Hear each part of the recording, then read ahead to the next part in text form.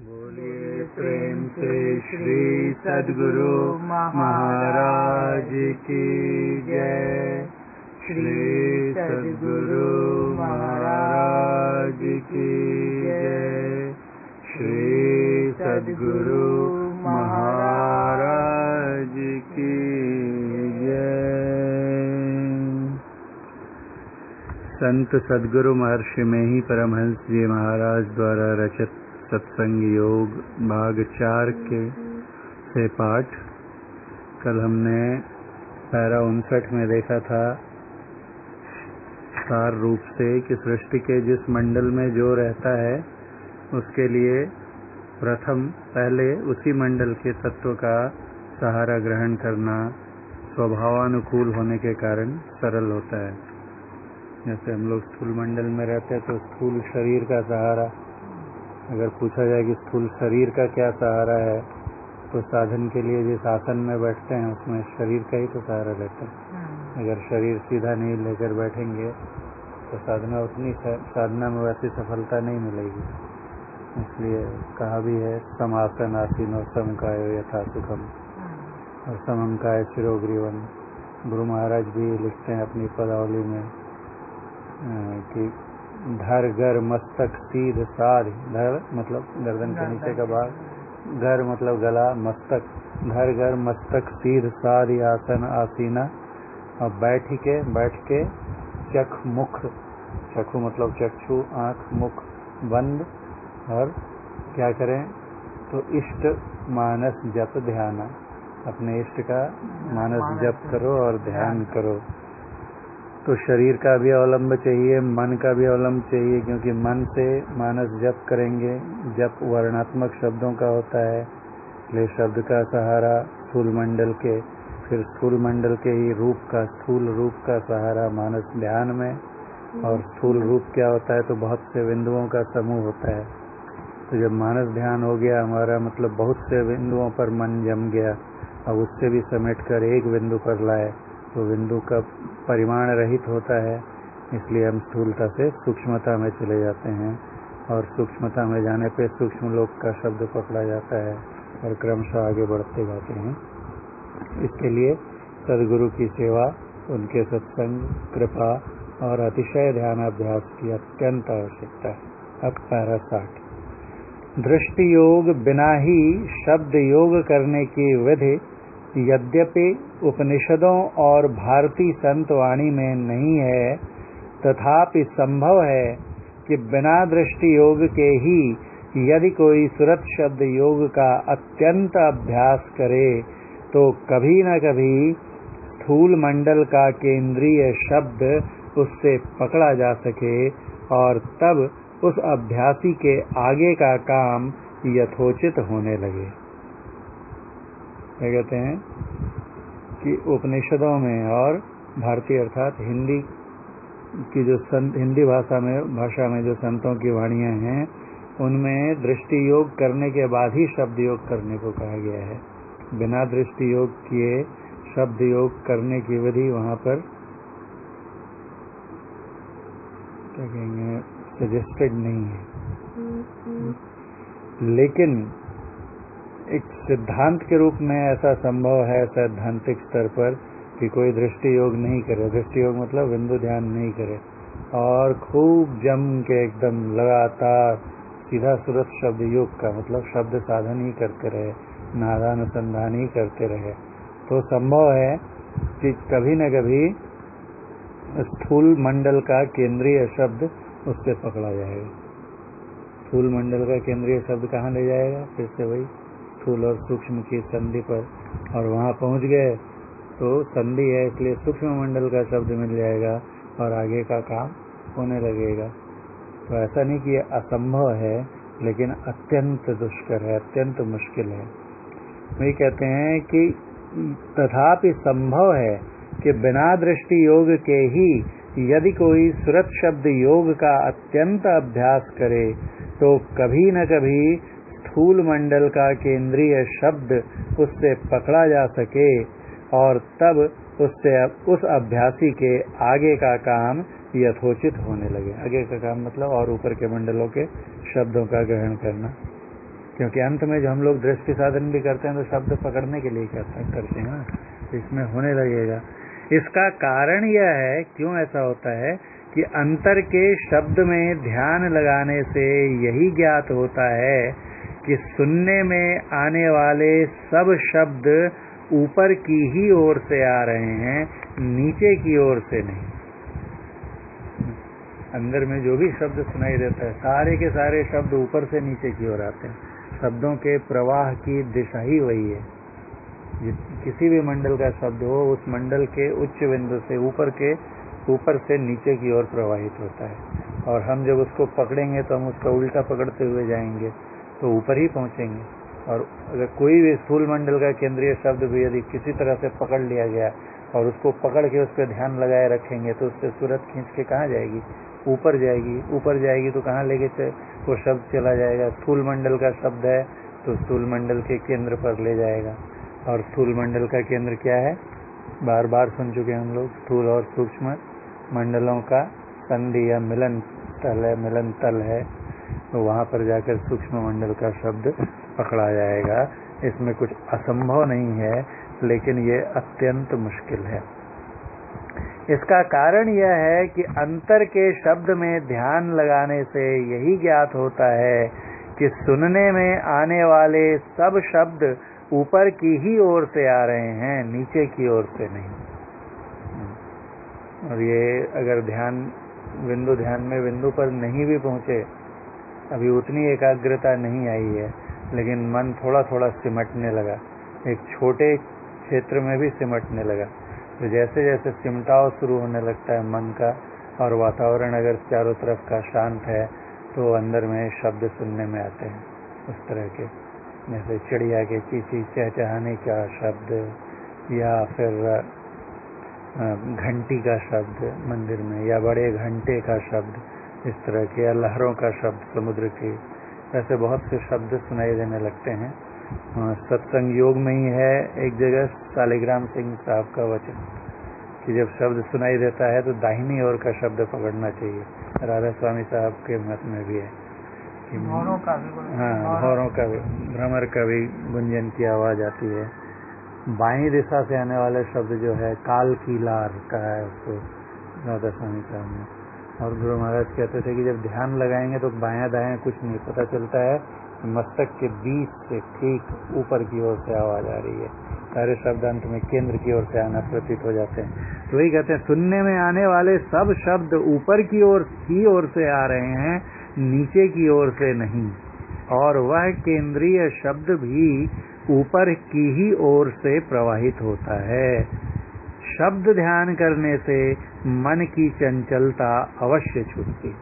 तो पकड़ लिए शब्द तो ऊपर जाने लगेंगे, लेकिन कहीं अन्यत्र इसी में है या कहीं और पढ़ा था मैंने, उसमें लिखा है कि ये जो शब्द ऐसे पकड़ने की हम लोग कोशिश करते हैं, तो ये किस प्रकार है कि कोई फल का वृक्ष है और वहाँ पे हमको आंख पर पट्टी बांध के ले जाया जाए और हाथ में बहुत से पत्थर नीचे रख दिए जाए और बोला जाए मारो, तो दिख तो कुछ नहीं रहा है, निशाना लगा नहीं सक रहे हैं ठीक से, और पत्थर फेंकते जा रहे हैं, तो संभव है कि एक आधा पत्थर अनायास जाके लग जाएगा और फल नीचे आ भी जाए। तो वैसे ही अगर कोई बिना दृष्टि योग किए बहुत भीड़ा रहता है तो संभव है कि शब्द उसकी पकड़ में आ जाए, लेकिन ये शास्त्रोक्त विधि नहीं है या संतों की बताई हुई विधि ये नहीं है। वहाँ पर सभी यही कहते हैं कि पहले सूक्ष्मता में प्रवेश करके तब सूक्ष्मनाथ को ग्रहण करो, क्योंकि बिना सूक्ष्म मंडल में गए तो स्थूल मंडल के ऐसे केंद्रीय शब्द हैं कि इधर उधर बहुत देर तक भटकाते रह जाएंगे और बेकार में समय व्यर्थ होगा, मंजिल पर पहुंचने में बहुत वक्त लगेगा, समय और ऊर्जा दोनों का अपव्यय होगा। शब्द ध्यान करने से मन की चंचलता अवश्य छूटती है। मन की चंचलता दूर होने पर मन सूक्ष्मता में प्रवेश करता है। सूक्ष्मता में प्रवेश किया हुआ मन उस केंद्रीय सूक्ष्म नाद को ग्रहण करे। सूक्ष्म मंडल में पहुंच गया तो सूक्ष्म मंडल का शब्द मिलेगा ही ना, इसमें कोई आश्चर्य नहीं है। और वहां कैसे पहुंचेंगे? तो बिंदु ध्यान से आराम से, जैसे ही बिंदु ध्यान हुआ कि बस सूक्ष्म मंडल में पहुंचे। सूक्ष्मता में प्रवेश किया हुआ मन उस केंद्रीय सूक्ष्म नाद को ग्रहण करे, यह आश्चर्य नहीं। परंतु उपनिषदों की और भारतीय संत वाणी की विधि को ही विशेष उत्तम जानना चाहिए। शब्द की डगर पर चढ़े हुए की दुर्गति और अधोगति असंभव है। अधोगति अधः जोड़ गति, अधः मतलब नीचे, तो फिर नीचे नहीं गिरेगा। एक बार जो शब्द पकड़ लिया, शब्द भेदी हो गया, शब्द की साधना करने लग गया, तब फिर वो उसकी दुर्गति नहीं होगी। जैसे मन तो शुद्ध हो जाता है प्रकाश में ही जाकर, मन के विकार सब जो है नष्ट होने लगते हैं, लेकिन फिर भी वहाँ संभावना बनी रहती है। लेकिन जो शब्द को पकड़ लेता है फिर वो नीचे नहीं आएगा। शब्द की डगर पर चढ़े हुए की दुर्गति और अधोगति असंभव है। झूठ, चोरी, नशा, हिंसा तथा व्यभिचार, इन पापों से नहीं बचने वाले को वर्णित साधनाओं में, वर्णित साधना मतलब मानस जप, मानस ध्यान, दृष्टि साधन और नादानुसंधान, वर्णित साधनाओं में सफलता प्राप्त करना भी असंभव ही है। नीचे के मंडलों के शब्दों को धारण करते हुए, पकड़ते हुए तथा उनसे आगे बढ़ते हुए अंत में कौन सा शब्द मिलेगा? आदिनाद व सार शब्द, आदि शब्द। उनसे आगे बढ़ते हुए अंत में आदिनाद व आदि शब्द या सार शब्द का प्राप्त करना, पुनः उसके आकर्षण से उसके केंद्र में पहुंचकर शब्दातीत पद के पाने की विधि ही उपनिषदों और भारतीय संत वाणी से जानने में आती है तथा यह विधि युक्त भी है। इसलिए इससे अन्य विधि शब्दातीत अर्थात अनाम पद तक पहुँचने की कोई और हो सकती है, मानने योग्य नहीं है। और अनाम तक पहुँचे बिना परम कल्याण नहीं। परम कल्याण कब होगा? अनाम मतलब जहाँ नाम नहीं रह जाए, शब्द नहीं रह जाए, शब्दातीत पद तक जब तक नहीं पहुँचेंगे परम कल्याण नहीं है। इसलिए इसके अलावा और कोई विधि परम कल्याण की है ऐसा मानने योग्य नहीं है। पैरा संख्या 61। वर्णित साधनों से यह जानने में साफ साफ आ जाता है कि पहले स्थूल सगुण रूप की उपासना की विधि हुई, फिर सूक्ष्म सगुण रूप की उपासना की विधि हुई, फिर सूक्ष्म सगुण अरूप की उपासना की विधि और अंत में निर्गुण निराकार की उपासना की विधि हुई। जितने साधन अभी तक वर्णन किए गए उससे क्या पता चलता है कि शुरुआत, प्रारंभ कहाँ से होता है? तो स्थूल सगुण रूप की उपासना। स्थूल सगुण रूप क्या है? इष्ट का रूप जो हम लोग ध्यान करते हैं। उससे भी पहले मानस जप है। तो मानस जप में तो शब्द जपते हैं, तो शब्द कैसे हैं? सगुण मंडल के ही हैं, स्थूल हैं क्योंकि वर्णात्मक शब्द हैं, लेकिन रूप नहीं है ना शब्द का। जब जप रहे हैं हम लोग शब्द को तो रूप नहीं है। तो अगर वहां से शुरू करेंगे तो उसको क्या कहना होगा कि स्थूल सगुण अरूप। वो क्या हुआ? स्थूल सगुण अरूप की साधना करना मतलब मानस जप करना। स्थूल मंडल का है और क्या है? सगुण है, त्रिगुणात्मक शब्द है, और क्या है? अरूप है। और इसके बाद जब हम लोग अपने इष्ट के रूप का मानस ध्यान करते हैं तो वो क्या हो गया? स्थूल रूप ही है क्योंकि उसमें सब स्थूल अवयव हैं, है ना, अंग हैं। तो स्थूल हुआ, सगुण भी रहेगा क्योंकि इसी मंडल का है, और रूप हो गया। इसलिए पहले स्थूल सगुण अरूप की उपासना यानी मानस जप, फिर स्थूल सगुण रूप की उपासना, ये क्या हो गया? मानस ध्यान, और फिर सूक्ष्म सगुण रूप। स्थूल हो गया उन्हें बहुत सारे बिंदु हैं मिलकर, और सूक्ष्म क्या हो गया कि उसमें से उनका डायमेंशन है, आकार है, लंबाई चौड़ाई गहराई है, उससे सिमटते सिमटते सिमटते ऐसे पर पहुंच गए जहाँ न लंबाई है, न चौड़ाई है, न मोटाई है, न गहराई है, परिमाण रहित ऐसी संख्या हो गई, ऐसी वस्तु, ऐसा तत्व हो गया। तो क्या हो गया? वो सूक्ष्म हो गया। लेकिन अभी भी रूप है ना, क्योंकि देख रहे हैं, भले ही बिंदु है लेकिन तेजोमय बिंदु है। प्रथम काला दरसता है, काला भी दिखा तो रूप है, वही फिर श्वेत होता है, फिर वो सफेद हो गया, तो है क्या? वो रूप ही है ना। रूप है तभी देख पा रहे हैं, जो भी दिखे उसको रूप कहते हैं। तो इसलिए वो भी लेकिन कैसा रूप है? स्थूल नहीं है, सूक्ष्म है। और सूक्ष्म मंडल में भी गुण कहाँ तक रहेगा? गुण रहेगा महाकारण मंडल तक। इसलिए सूक्ष्म है, सगुण है और रूप है। तो सूक्ष्म सगुण रूप की उपासना क्या हुई? बिंदु ध्यान या दृष्टि योग हुआ। और इसके बाद क्या होगा? जब दृष्टि योग हमारा ठीक ठीक बनने लगेगा, यानी बिंदु ध्यान होने लगेगा, तब वहां पर क्या होगा कि सिर्फ दिखेगा ही नहीं, सुनाई भी देगा। तो वहां पर बहुत नाना प्रकार के शब्द सुनाई देते हैं, लेकिन वो सारे शब्द कहाँ हैं? सब अभी भी गुण मंडल के ही हैं, त्रिगुणात्मक गुण मंडलों के ही हैं, सगुण शब्द ही हैं। तो हैं तो सूक्ष्म शब्द। जब हम लोग स्थूल में मानस जप किए थे तो वो स्थूल शब्द था, स्थूल था, सगुण था और अरूप था। और ये क्या है? ये सूक्ष्म हो गया। सगुण और अरूप तो ये भी है, लेकिन अब सूक्ष्म हो गया, क्योंकि हम जा ही चुके हैं सूक्ष्म मंडल में। तो सूक्ष्म मंडल के जो शब्द हैं अब उनको जप नहीं सकते, क्योंकि फिर उन पर अब क्या करना पड़ेगा? ध्यान लगाना पड़ेगा, ध्वन्यात्मक शब्द हो जाएंगे, लेकिन सगुण है। तो इसलिए जो अनहद नादों की साधना है उसको क्या कहते हैं? सूक्ष्म सगुण अरूप की उपासना।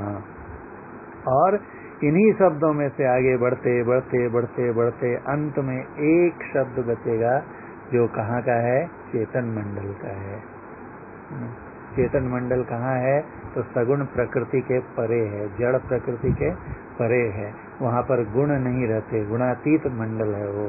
तो इसलिए वहां पर जो शब्द होगा वो तो अरूप है ना? और सूक्ष्म में क्या? सूक्ष्मतम है एक तरह से, उससे सूक्ष्म और कोई अरूप नहीं हो सकता। अरूप है, सूक्ष्मतम है और निर्गुण है। तो इसलिए क्या कहते हैं कि अंत में जो अंतिम सार शब्द होता है, आदि शब्द ओम प्रणव उद्गीत, उस पर जब सुरत लग जाती है, उसका ध्यान करने लगती है। उसका ध्यान सिर्फ आत्मा ही कर सकती है, क्योंकि बाकी सब झड़ जाएंगे उसके पहले, जड़ मंडल के। तो कहते हैं कि अंत में जो बचा वो क्या हुआ? निर्गुण निराकार, या कहें कि सूक्ष्मतम निर्गुण अरूप की उपासना की विधि हुई। इसके आगे का पाठ हम लोग कल करेंगे। बोलिए प्रेम से श्री सद्गुरु महाराज की जय।